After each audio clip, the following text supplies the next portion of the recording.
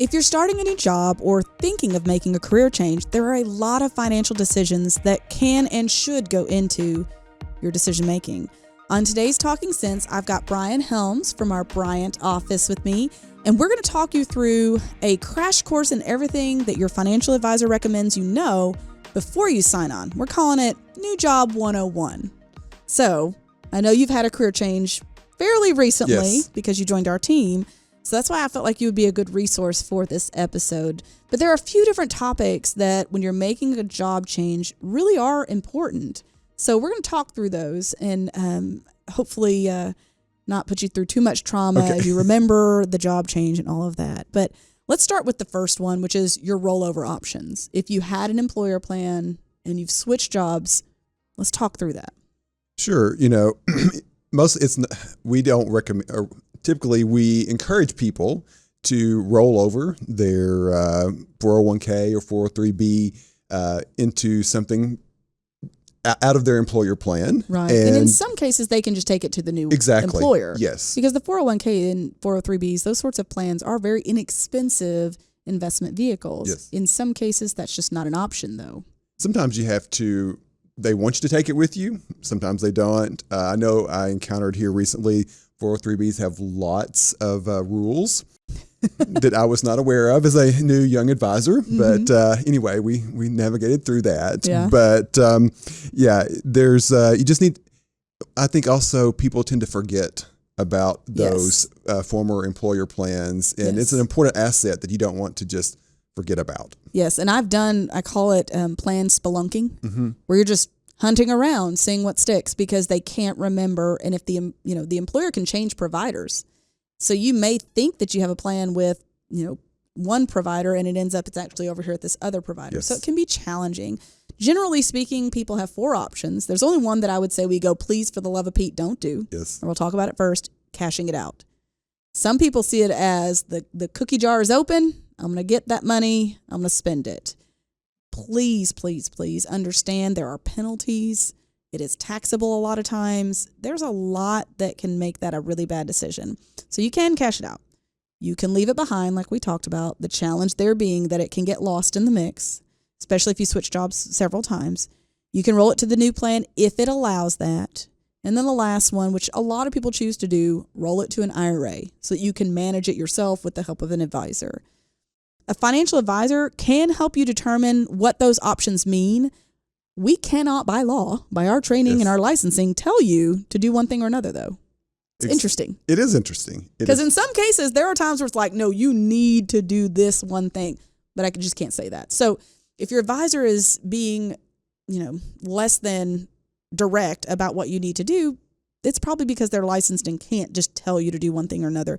But they should be able to tell you what they would do if you moved it to an IRA or what the impact would be if you cash it out, move it to the new one, or leave it behind. And there are some cases where it makes sense to leave it behind. I had someone who left the military. They had TSP. And in their case, it was meeting their needs. And it was easy to navigate. It was easy for them to get on there. They were very tech savvy. And it was important to them to kind of keep control of that small asset. And in that case, it made a lot of sense to leave it behind. But often employer plans are very limited, difficult to manage online. So, do with that what you will. But understanding those options, understanding the impact, that's really one of the more important things when you switch jobs. Definitely a lot of times employer plans may not have near as many options, investing options. So that's one of the reasons that you might want to consider to roll it out to an IRA. Mm-hmm. And then understanding your benefits package at the new one. And I would say that to me, this is one of those hugely overlooked but critically important pieces of looking for a new job. I have seen people take a job that pays more but maybe doesn't offer health insurance, which can be astronomically expensive. So if they offer an employer plan and they offer health insurance and you have great benefits, it may be worth taking a little less pay to have access to those things, in my opinion. And definitely understanding, is it an HMO or PPO or is it a high deductible plan? I mean, all those kind of things have pros and cons. But you need to investigate that and understand how, depending on your health status, whether you don't have a lot of health issues or you have a whole lot. And they all can work. You just have to navigate through that and do some prior planning. And understanding the impact for your family. You know, they may pay for your coverage, but what's the cost going to be to add your family to that plan? Yes. Do they offer dental and vision? Do they have a flexible spending account or an HSA, depending on what kind of plan they have? How to compare and choose the best health plans when you have multiple options. A lot of larger employers will give you an opportunity to choose. You know, my husband works for the city of Maumelle, and they have 2 or 3 options. Mm-hmm. And we have to sit and take some time every single year to evaluate which one makes the most sense. We have athletes, so having physical therapy access, chiropractor access, those are really critical to us. Yes. Making sure we go to our doctor and go, okay, here are the medications that we take, so that we can go back and compare that to what's offered on the plan too. So there's more than just the pay to consider in that. And you know, some people have different views, let's say, on HSAs and FSAs, but let's talk through just the differences between the two, because they kind of are treated synonymously, but they're really not. So do you feel comfortable kind of sharing that? Yeah, a little bit, you know. I kind of put him on the spot. Sure, this is not no. I mean, I'll be honest, I didn't really truly understand the benefit of a FSA until coming to Gen Wealth. And so, you know, I have a small amount held out of my paycheck every month, and then I can, that's pre-tax. Mm-hmm. And then I use that when I go to the doctor or pay for medication, some, you know, things like that. And I'm like, I should have really understood this and dug down in the weeds and figured it out way sooner in my life. Yes. And with the FSA, it's use it or lose it. Yes. Basically, you do have a little wiggle room each year, but you got to use it or lose it. So you want to take some time to think through it. Now, in a family my size, my husband and I both max it out every year, because just between glasses and contacts and physicals and, you know, we have athletes again. So those are things that we are going to use every penny of just about every year. But in HSA, you do have to have a high deductible plan. So the point of an HSA is to help offset that. Often in a larger employer, they're putting some funds in there for you. It's pre-tax. You can use it for expenses, but it can carry over. So if you are someone who wants to retire early, having access to an HSA and really making sure you're putting way more in than you need and letting that build up might help you offset your expenses for retirement, because you can use it for those premiums and things. So, you know, understanding the differences is important. Understanding what you have access to is important. So we've talked about rollover options. We've talked about understanding the benefits package. Let's talk about the employer match. Oh, yes. This one I think more people get confused about than any other topic that we deal with clients. I would tend to agree, yes. You know, an employer match typically is $1 for $1 up to a certain percent. There's some that we will get that'll match some strange, weird, like 100% of the first three, and then 50% of the next two, and then 25. I mean, they can get kind of crazy. Okay? Exactly. But that is the way I look at it. That is free money. Yes. They are doubling you $1 for $1 for a certain percent. Mm-hmm. You're losing out. Yes. There has only been not take advantage of that. There's been one employer plan that I have ever seen where I went, don't waste your time. Mm-hmm. And it was you're going to love this, a 25% match of the first 4% that you put in. It's 1%. It's 1%. A 1% match. Just say it. Just say it's a 1% match. Yeah. And in their case, the fees were not fully absorbed, the limitations on the investments, but 99.9% of the time, it is beneficial. Now, one argument I've heard people talk about is, well, I'm not planning to stay at this employer for long, and so it just doesn't make sense. There is the vesting, so you're only going to get to keep a portion of that employer match at some point, but 25% match is better than no match. No match, exactly. If I got to keep $20,000 that I didn't actually put in, I'm going to take it. Exactly. And you may end up staying there much longer than you thought you were going to, you know, and I would say that people that don't contribute to their employer plan, a lot of them don't have the discipline to save somewhere else. Correct. So therefore, you're just not saving, period. And that's a big part of why we encourage people. There have been clients that I have discouraged from using IRAs and encouraged to put more in their employer plan, because I felt like the easy button of increasing that was much more efficient for them, because you never see the money hit your bank account. You can't spend it. It goes quick. And so I am a huge proponent of using that every time. Before I will let you invest in an IRA with me, you better be getting that match. Yes. And so let's talk a little bit. We've used some words. I want to make sure everybody understands this. So vesting schedule. When you're contributing to an employer plan, there is a schedule that allows you to own the match. Now, everything you put in is yours from day one, but there is a time period where the employer match won't come to you. The point is they want you to be with them long enough to really have earned that match to a degree. So, sometimes it takes 2 years, sometimes it takes 3. The most it can take is 5.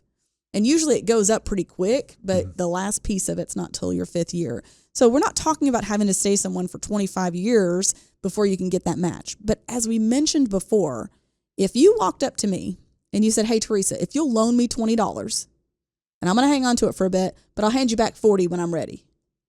I'm going to find that $20 because I trust Brian. He's going to pay me. Exactly. Your employer is saying, if you will put money back for your own future into an account that is protected for you, I'll give you free money.